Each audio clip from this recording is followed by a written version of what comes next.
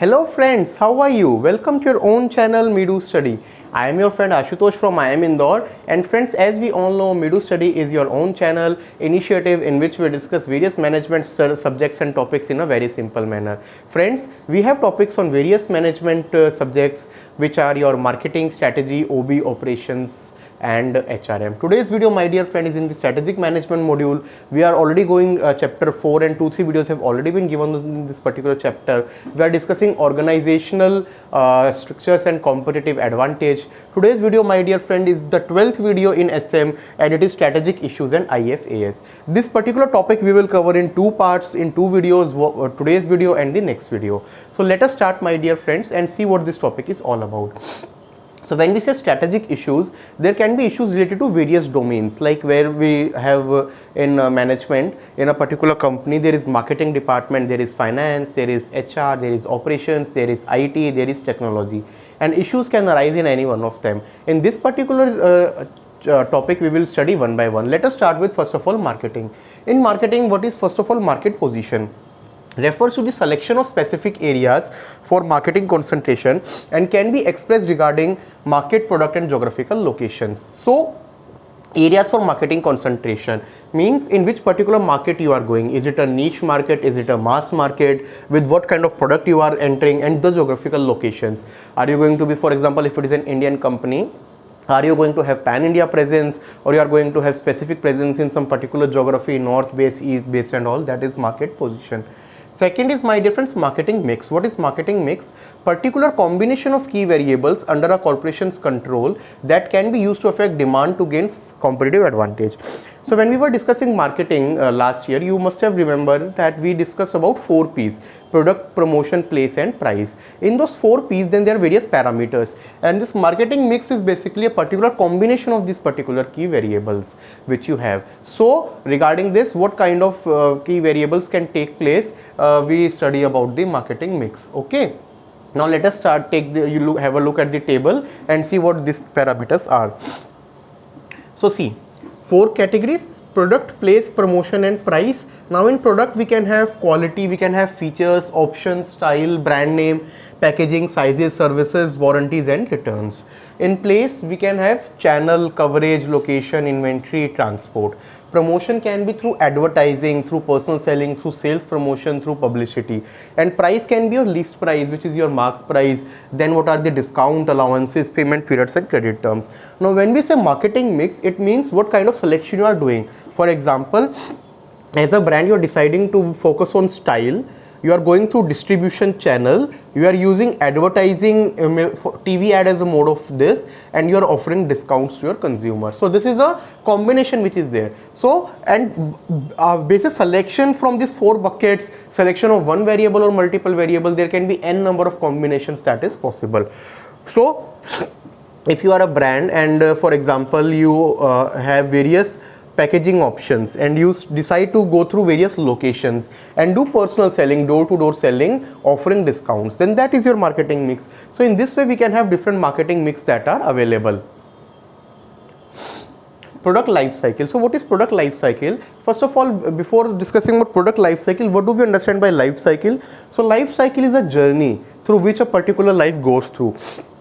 For example, if we say if it was a human life cycle and sorry, infant is born, after that he goes to the childhood, then adolescence, then adulthood, then late adulthood, then finally becomes old and then dies. So what is this? This is a life cycle through which a person goes. It is a personal life cycle. Similarly, we will have life cycle of a particular product. Let us see how life cycle of a product goes through. We will see it through a graph which is there in the next slide. So see, this is sales and time plotted. So when we say introduction, means fresh product is introduced. At that time, sales will be 0 and at the time of introduction. Now as and when the time goes, times keep on increasing, sales will also keep upon increasing. When sales keep on increasing, at a point there will be growth that happens. After this, when a product reaches to maturity, and then it goes to the declining phase. This, my dear friends, is known as your product life cycle through which a product goes. Now talking about brand and corporate reputation. First of all, what is brand? Brand is a name given to a company product which identifies the item in the mind of the consumer. So for example, if someone says, I like to eat McDonald's burger. So what is McDonald's? McDonald's is a brand. Then if someone says that I like to use iPhone, what is iPhone? Apple iPhone. It is the name of a brand. If someone says I use ABC's company's thermometer, then what it is? It is a particular brand. So then corporate brand, type of brand in which company's name serves as the brand, that is basically known as corporate brand. From this comes another term, that is corporate reputation, widely held perception of a company by the general public, that is known as corporate reputation. So for example, if we say Tata is a very good firm to work, so Tata is a reputed firm, we would say. What is this? General public believes that if someone is working in Tata, then that is a good brand to work. That is a corporate reputation which Tata Group has obtained. It consists of two attributes: stakeholders' perception of quality. So how your products are perceived? They should be perceived as quality products by the stakeholders. Corporation's prominence in the mind of stakeholders, so it should have prominence also. If your products are quality products, but in various stakeholders, whether they are influencers or they are marketeers or they are consumers, if you do not enjoy prominence, then also there is no use. So a combination of these two, my dear friends, is required. Next, let us discuss about financial issues. In finance, we will discuss about two terms. First is the financial leverage. What is financial leverage? Financial leverage is the ratio of total debt to the total assets. What debts your company has and what are the total assets that you have. That is basically, my dear friends, known as financial leverage. It describes how debt is used to increase earnings available to the common shareholders. So how you can obtain more debt and use it to increase the earnings of the shareholders, that is something which you learn from financial leverage. Capital budgeting, analyzing and ranking of possible investment in fixed asset regarding additional outlays and receipts that will result from each investment, that is known as, my dear friends, capital budgeting. Now some strategic R&D issues. What is R&D? R&D is basically research and development. First term is, my dear friends, R&D intensity. What is R&D intensity? Spending on R&D as a percentage of sales revenue. Let me explain it through an example. For example, your company is earning a sales revenue of 100 crores, and out of that, if the company is spending 2 crores on the R&D, which is on the research and development of new products or new techniques, then what is your R&D intensity? Your R&D intensity will be 2 upon 100 into 100%, which is your 2%. Principal means of gaining market share in global competition. It is the principal means because more and more you innovate, more and more you spend in R&D, more you will gain market share as compared to competition. Technology transfer, process of taking new technology from lab to marketplace, that is known as technology transfer. So new technology, if it remains in the laboratory, it is of no use. It should move to marketplace as well, and that, my dear friends, is known as technology transfer. R&D mix. So there are three parts in R&D mix. First is your basic R&D. It focuses on the theoretical problems. So basic theoretical problems which are related to your industry, which are related to the product that you are making, that is known as basic R&D. Second is product R&D. Concentrates on marketing and is concerned with product or product packaging improvement. So what improvements you can have in product in terms of design, in terms of quality, and in terms of packaging also, what improvements you can do in the product, that is known as product R&D. Third is engineering R&D, concerned with engineering, concentration on quality control and development of design specifications and improve product equipment, that is known as engineering R&D. These were three parameters in R&D mix. Impact of technological discontinuity on strategy. Technological discontinuity, what is that?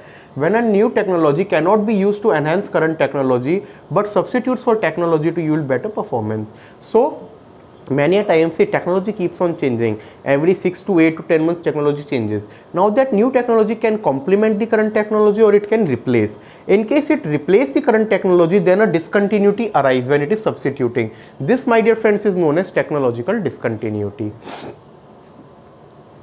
Strategic operations issues. So in operations there are three parts. First is, my dear friends, intermittent systems. So then what is intermittent system? Item is normally processed sequentially, but work and sequence of process vary. That is known as intermittent. So means you can divide the whole work in bits and pieces. Continuous system. Work is laid out in lines on which products can be continuously assembled or processed. That is known as continuous systems. Operating leverage, impact of a specific change in sales volume on net operating income. So when you are making some change in the sales volume, what change it has in net operating income, that is known as operating leverage.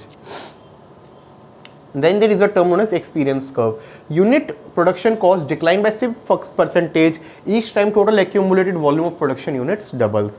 So from 100 units, total accumulated units, if you move to 200, means you are producing more. So when you are producing more, your systems as well as your labor, your manpower, they become skilled, and this skills, this improvement in this volume, this improvement in their skills, this is basically something which helps them to move faster. This is known as, my dear friends, experience curve.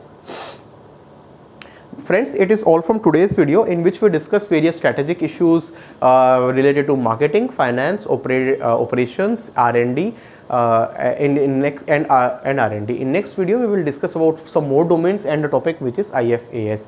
Friends, if you have any confusion in today's video, you can write to us in the comment section, or you can mail us on midu.study@gmail.com. We will definitely work on it. If you are liking our content, please like our video, share it, and subscribe to your channel Midu Study. Thank you friends, take care, have a good day.